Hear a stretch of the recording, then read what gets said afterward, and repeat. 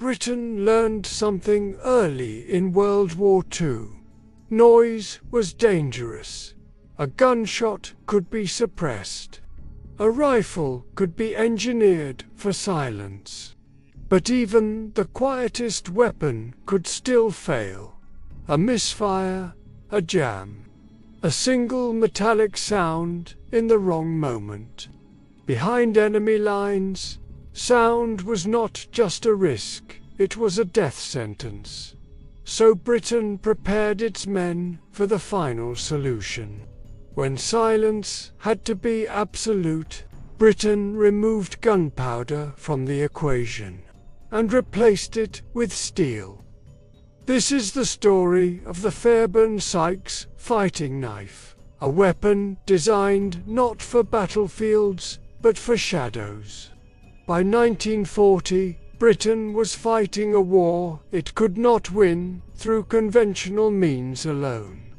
Europe was occupied. Cities were watched.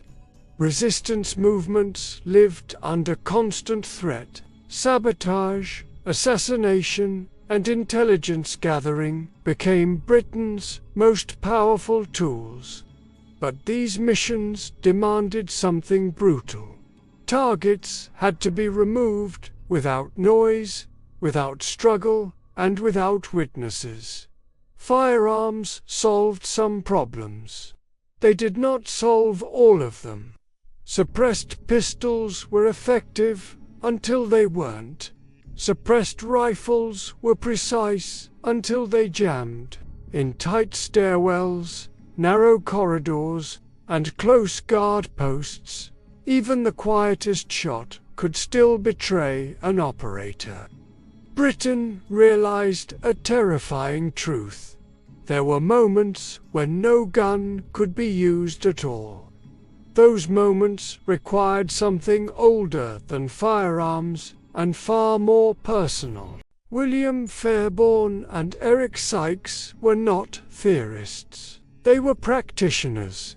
Their experience came from real violence, street fighting, riots, close quarters combat, where hesitation meant death. They understood something soldiers were rarely taught. Most fights are decided at arm's length. Most men panic under pressure. Most weapons fail when technique fails. Their solution was not just a knife. It was a system. The Fairbairn Sykes knife was not decorative. It was not versatile. It was not forgiving. It was a narrow, double-edged dagger, perfectly balanced for thrusting. No chopping edge, no utility function, no hesitation.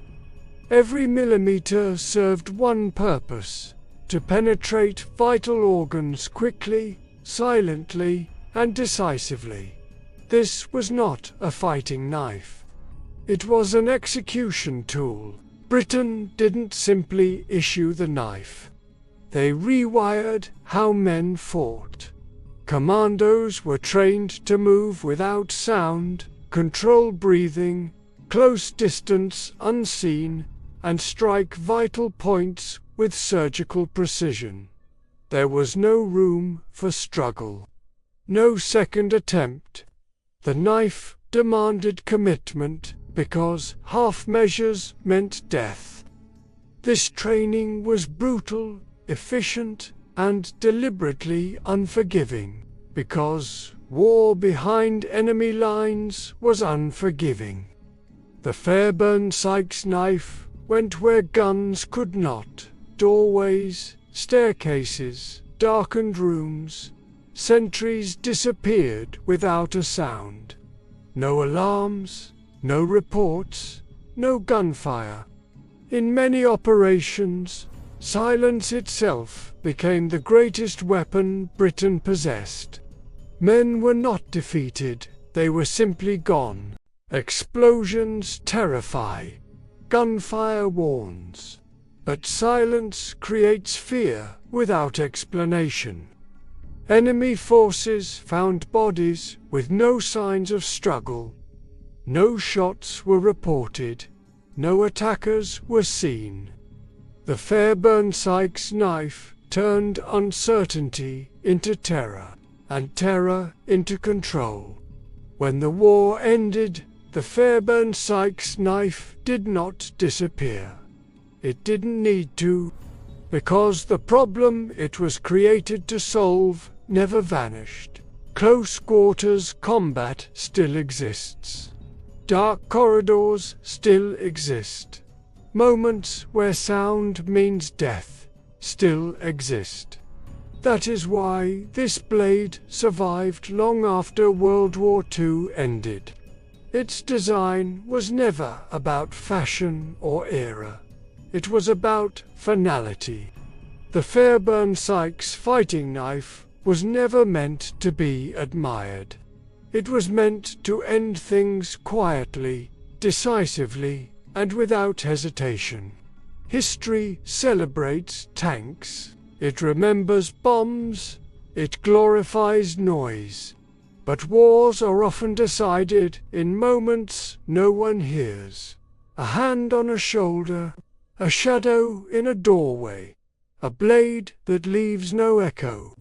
Before Britain mastered silent guns, it mastered silent killing. And this is only one weapon. There are many more stories history never wanted remembered. Weapons designed not to be seen, not to be heard, and never to be spoken about. If this story held your attention, if it made you see war differently, then you're already part of this journey. Like this video to help this history reach further. Subscribe to the channel for full-length documentaries uncovering weapons the battlefield tried to erase. And share this story, because silence should never bury history. This is Hidden Weapons of History, and the next weapon is even darker.